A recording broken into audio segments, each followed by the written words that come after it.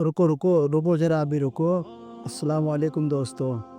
देखो दोस्तों, मैं आपको एक बहुत ही अच्छी-सी एक कहानी सुनाना चाहता हूँ।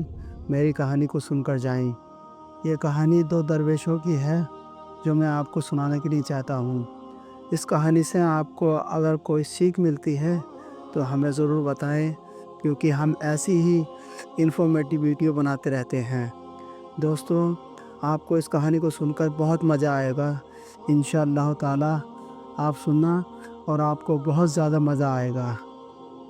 एक बार की बात है, दो दरवेश रास्ते में जा रहे थे।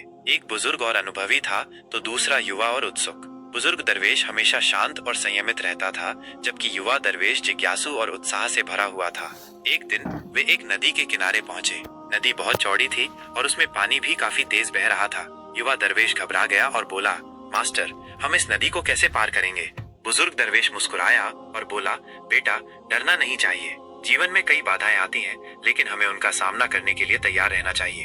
तभी एक लकड़हारा वहां से गुजरा। बुजुर्ग दरवेश ने उससे एक नाव मांगी। लकड़हारा मान गया और उन्हें अपनी नाव दे दी। नाव में बैठकर दोनों दरवेश नदी पार करने लगे। नदी के बीच में ही अचानक तूफान आ गया। नाव हिलने लगी और पानी नाव में भरने लगा। युवा दरवेश घबराकर चिल्लाया, मास्टर, हम डूब जाएंगे। बुजुर्ग दरवेश शांत स्वर में बोला, बेटा, डरना मत। याद रखना, जो कुछ भी होता है वो अच्छे के लिए ही होता है। तभी एक बड़ा सा पेड़ नदी में गिर गया। नाव उस पेड़ से टकरा गई और रुक गई। दोनों दरवेश सुरक्षित किनारे पर पहुंच गए। युवा दरवेश ने आश्चर्य से बुजुर्ग दरवेश को देखा और पूछा, मास्टर, आप इतने शांत कैसे रहते हैं? मैं तो डर गया था। बुजुर्ग दरवेश ने कहा, बेटा, डर मानव स्वभाव का हिस्सा है, लेकिन हमें डर पर काबू पाना सीखना चाहिए। जब हम डरते हैं तो हम गलत निर्णय लेते हैं, लेकिन जब हम शांत रहते हैं तो हम सही निर्णय ले सकते हैं। कुछ दिनों बाद दोनों दरवेश एक जंगल से गुजर रहे थे।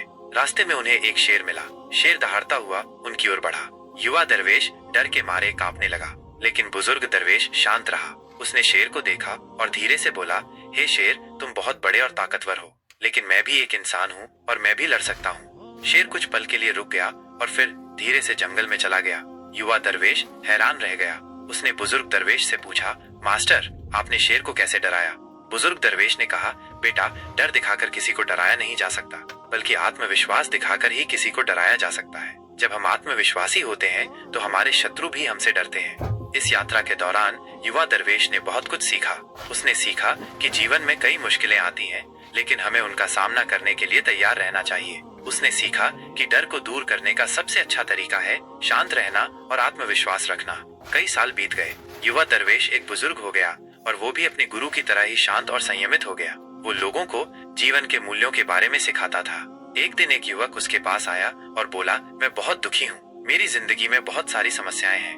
बुजुर्ग दरवेश मुस्कुराया और बोला, बेटा, याद रखना, जीवन में समस्याएं आती रहती हैं, लेकिन हमें उनसे डरना नहीं चाहिए। हमें उनका सामना करने के लिए तैयार रहना चाहिए। युवक ने पूछा, लेकिन मैं कैसे सामना करूं? बुजुर्ग दरवेश ने कहा, बेटा, शांत रहो और आत्मविश्वास रखो। याद रखना, जो कुछ भी होता है वो अच्छे के लिए ही होता है। युवक बुजुर्ग दरवेश की बातों को समझ गया और उसने अपनी जिंदगी को बदलने की ठान ली।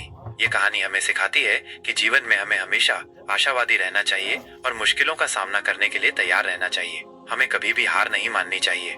शिक्षा, जीवन में समस्याएं आती रहती हैं। डर को दूर करने का सबसे अच्छा तरीका है शांत रहना और आत्मविश्वास रखना।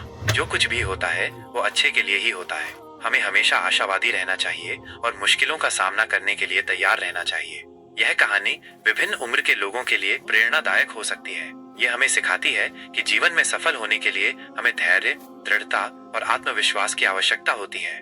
ये कहानी विभिन्न विषयों पर आधारित है, जैसे कि जीवन के मूल्य, नेतृत्व, आत्मविश्वास, धैर्य, दृढ़ता।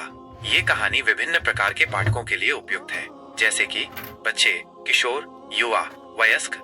यह कहानी विभिन्न प्रकार के साहित्यिक उपकरणों का उपयोग करती है, जैसे कि संवाद, वर्णन, रूपक, उपमा, पुनरावृत्ति। यह कहानी एक मनोरंजक और शिक्षाप्रद कहानी है, जो पाठकों को जीवन के बारे में सोचने पर मजबूर